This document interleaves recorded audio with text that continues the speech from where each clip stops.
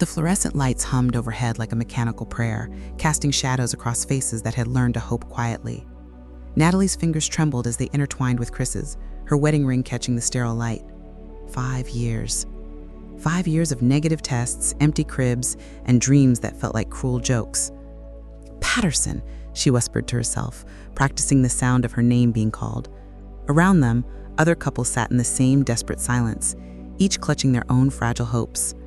Chris squeezed her hand, but his eyes stared at the motivational posters on the wall. "Trust the process," one read. Easy words for someone who hadn't spent their life savings on a maybe. "What if this is it?" Natalie's voice barely broke the silence. "What if this time—" "Don't." Chris's voice was gentle, but firm. "We can't do that again." But Natalie had already done it. In her heart, she was already painting nurseries and humming lullabies. She closed her eyes and felt something deeper than hope, a knowing that seemed to come from somewhere beyond herself. "Mrs. Patterson?" The nurse's voice cut through the waiting room like lightning. Natalie's heart stopped. This was the moment. Everything they'd prayed for, fought for, sacrificed for, it all came down to the next words out of this woman's mouth. The nurse smiled, and Natalie saw heaven open up. "Congratulations, you're pregnant!" The world tilted. Chris's hand went slack in hers. Natalie felt tears she didn't know she was holding spill down her cheeks. After 5 years of silence, God had finally answered. But as they walked to the car in stunned celebration, neither of them could shake the feeling that this joy felt too perfect, too fragile, like a soap bubble that might burst with the slightest touch. Natalie bloomed like a flower in spring rain.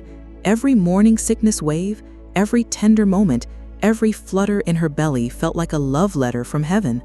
She talked to the baby constantly, in the shower, driving to work, lying in bed with her hands on her growing bump. "Good morning, little miracle," she would whisper. "Mommy and Daddy waited so long for you." But Chris watched from a distance that seemed to grow wider each day. While Natalie glowed, he grew pale. While she planned, he worried. The medical bills stacked on his desk like accusations. The mortgage payment loomed, and something deeper gnawed at him, a fear he couldn't name. "You act like you don't even want this baby," Natalie said one evening, her hands protective over her belly. "I want us to be practical," Chris replied, not looking up from his laptop.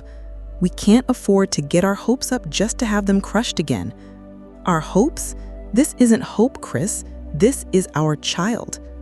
The silence that followed felt like a wall building between them, brick by brick. 3 months later, as Natalie hummed and folded tiny clothes, the phone rang. She answered with the breathless happiness that had become her trademark. "Mrs. Patterson, this is Dr. Reynolds from the fertility clinic. I need you and your husband to come in immediately. There's been a situation. Is the baby okay?" Natalie's voice cracked like thin ice. "The baby is fine, but Mrs. Patterson, there's been a mistake, a mix-up in the lab. The embryo you're carrying, it isn't genetically yours or your husband's." The phone slipped from Natalie's hand, clattering to the kitchen floor. The tiny yellow onesie she'd been folding fluttered down like a falling leaf. In that moment, the miracle she'd clung to felt like it was dissolving in her hands. But deeper than the shock, deeper than the confusion, something inside her whispered fiercely, "This child is still mine." The word termination hung in the air like a death sentence. Chris paced their bedroom like a caged animal, his voice sharp with panic and logic that felt cold as winter. "It's not ours, Natalie. Do you understand what that means? We've been raising someone else's child in your body. We have no legal right, no biological connection, nothing." Natalie sat on their bed, her hands forming a shield over her belly where her baby kicked and rolled. "This child has been growing inside me for 4 months, Chris. 4 months of my heartbeat, my voice, my love. How is that nothing? The biological parents will want their child back. We'll be sued. We'll lose everything. And what if we terminate?" Natalie's voice rose, fierce and desperate. "What if we kill this baby and those parents never even know they had a child?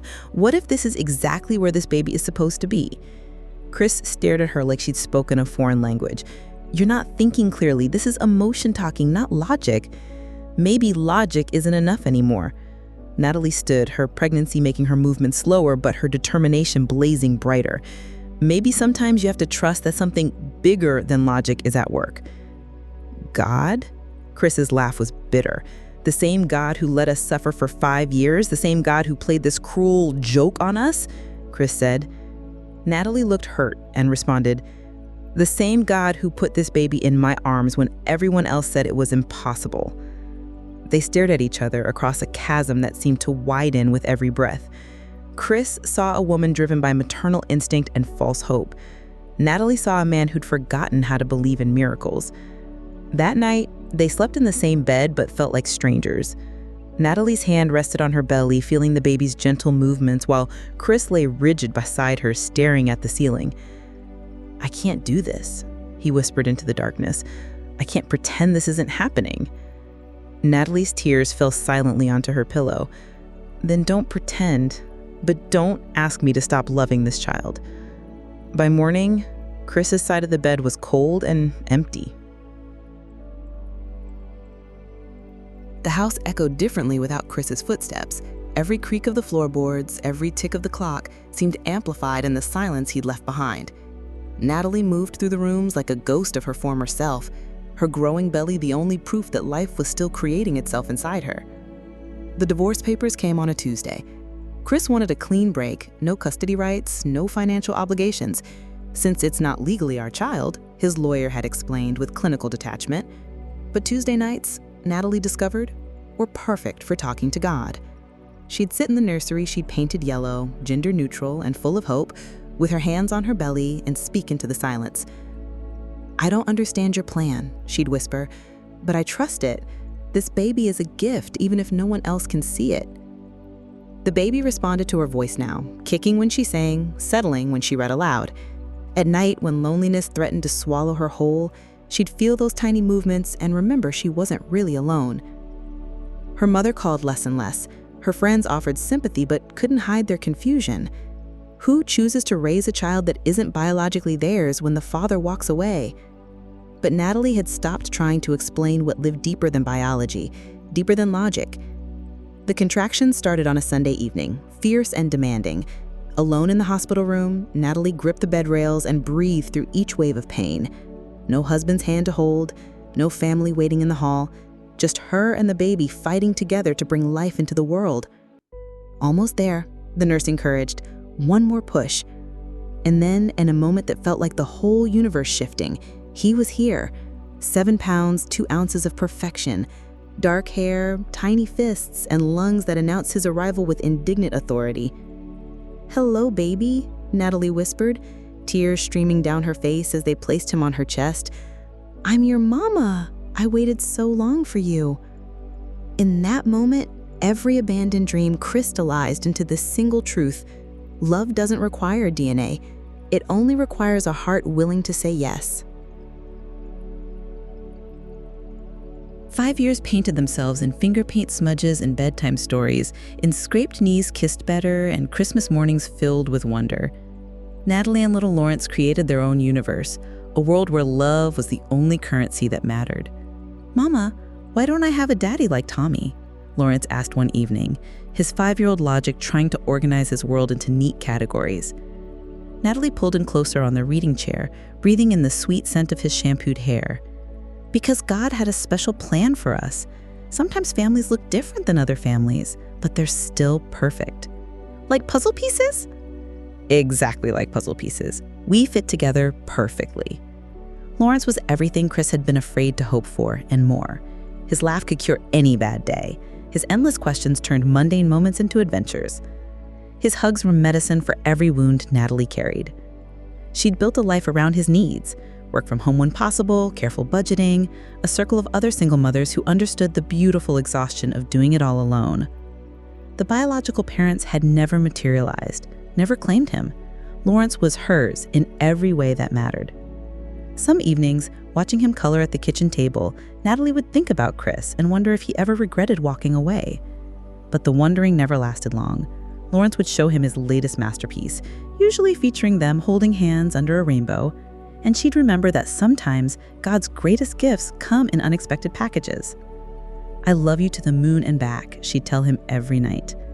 "And I love you to Jupiter and back," he'd respond, their ritual as sacred as any prayer. The knock came on a Thursday afternoon. Lawrence was at kindergarten and Natalie was folding laundry, still finding joy in tiny socks and superhero t-shirts. 3 sharp raps that seemed to echo with importance. Through the peephole, she saw a woman about her own age with dark hair and nervous eyes. A stranger, but something about her face seemed familiar. "Can I help you?" Natalie asked through the door. "My name is Evelyn," the woman said, her voice shaking. "I need to talk to you about your son. About my son." Natalie's hand froze on the doorknob. 5 years of peaceful mornings and bedtime prayers suddenly felt as fragile as spun glass. Evelyn sat on Natalie's couch like she belonged there, which made Natalie's heart race for reasons she couldn't name. Same dark hair, same brown eyes, same way of tucking her hair behind her ear when nervous. It was like looking into a funhouse mirror, similar but distorted. "I've been looking for him for 5 years, Evelyn said, her hands folded tightly in her lap. "The hospital finally gave me your information last month. They said there had been complications with the records." Natalie's coffee mug trembled in her hands. "What kind of complications?"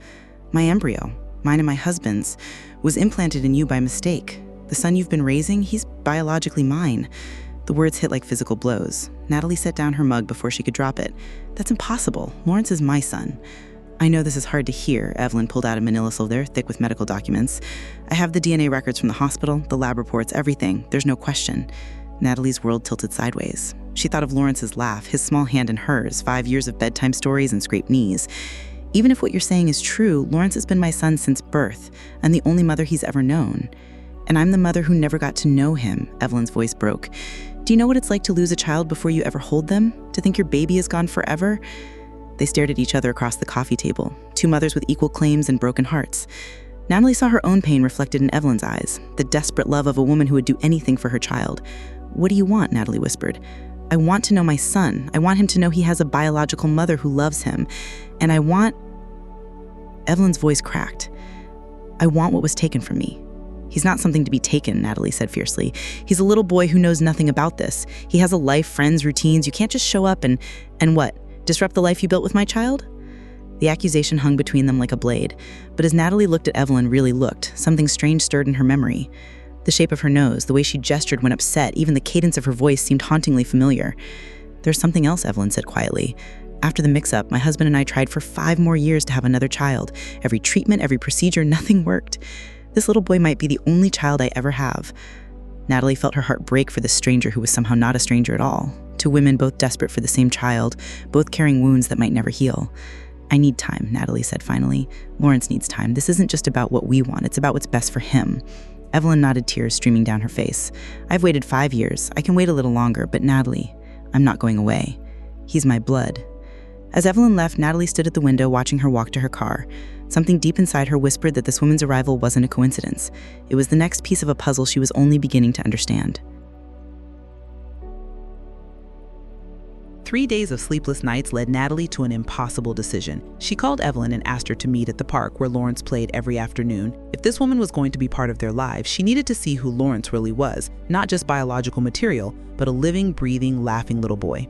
"That's him," Evelyn whispered, watching Lawrence navigate the monkey bars with determined concentration. "He looks like my husband when he was little." Natalie's heart clenched, but she forced herself to look objectively. Yes, Lawrence had Evelyn's dark hair, her husband's strong jawline, but he had Natalie's laugh, her way of tilting his head when thinking. "He's beautiful," Evelyn breathed.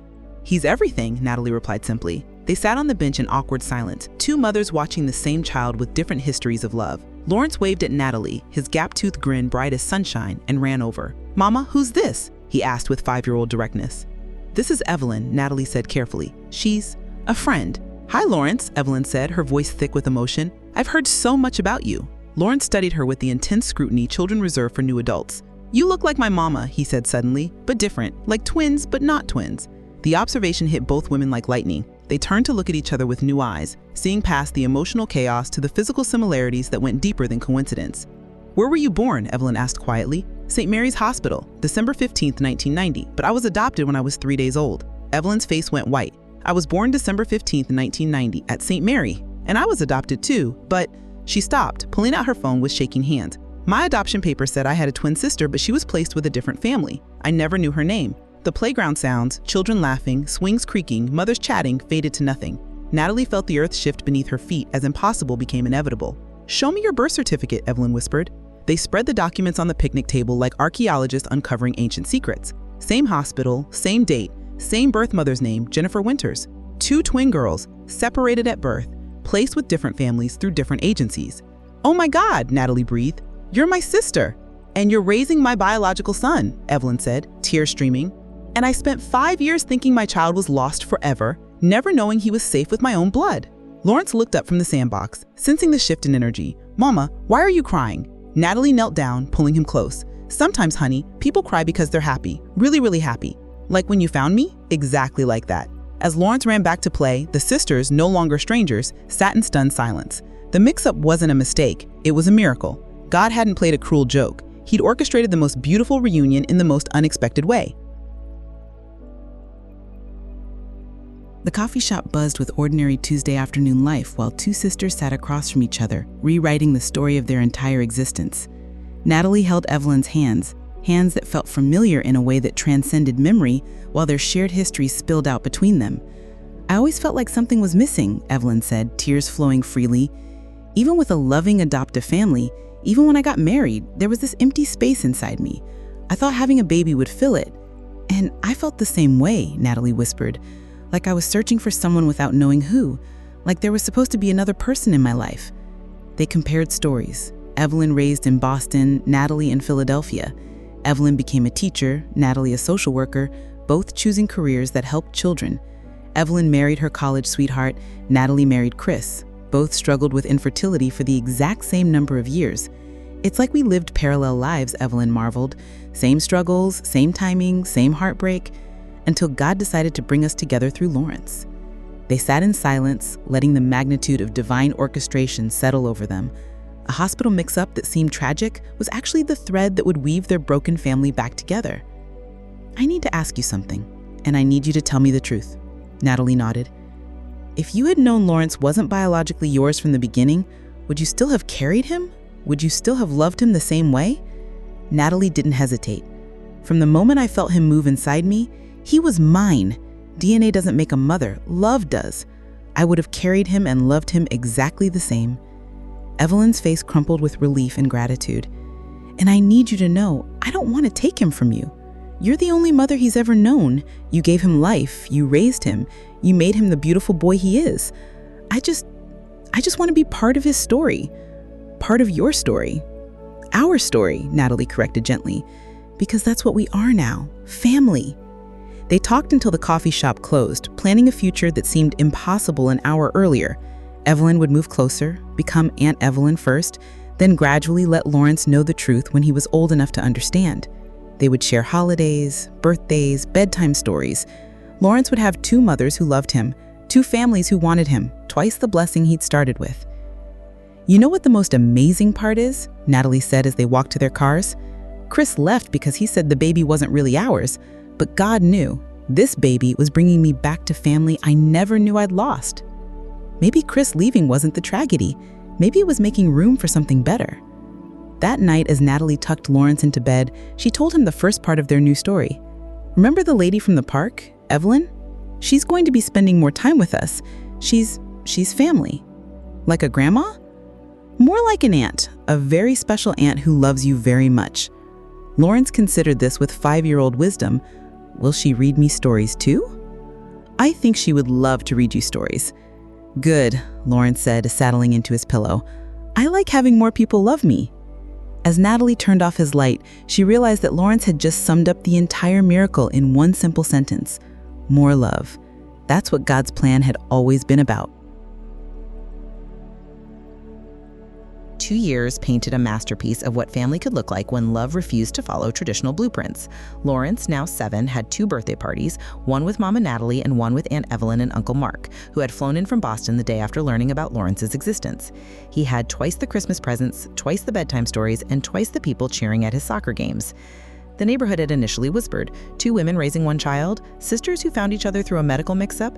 It sounded like a soap opera until they saw the reality, a little boy surrounded by so much love he practically glowed with it. "Mama, why do some kids only have one mom?" Lawrence asked one Saturday morning as they made pancakes with Evelyn, a weekly tradition that had evolved naturally. "Because that's how their families are designed," Natalie said, flipping a pancake with the expertise 2 years of Saturday mornings had taught her. "Every family is different, but what makes them special is how much they love each other. Like how Aunt Evelyn is actually my birth mom, but you're my real mom too." Evelyn and Natalie exchanged the look they'd perfected, part amazement at his wisdom, part gratitude that he understood so naturally what adults found complicated. "Exactly like that," Evelyn said, ruffling his hair. "You're doubly blessed." The blessing extended beyond their small circle. Natalie's neighbors began to see their arrangement as aspirational rather than strange. Maria from next door had started having coffee with Evelyn on Thursday mornings, sharing stories about raising children. The Nelsons had invited all of them for barbecues, treating Evelyn and Mark like natural extensions of the family. At Lawrence's school, his teacher had initially been confused by the family tree project. "Who should I put as his parents?" she'd asked.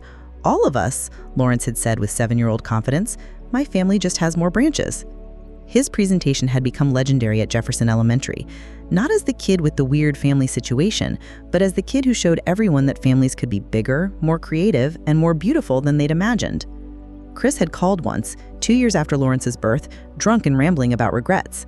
Natalie had listened with compassion, but without bitterness. "I hope you find your peace," she'd told him before hanging up. "Some people were meant to be chapters in your story, not the whole book."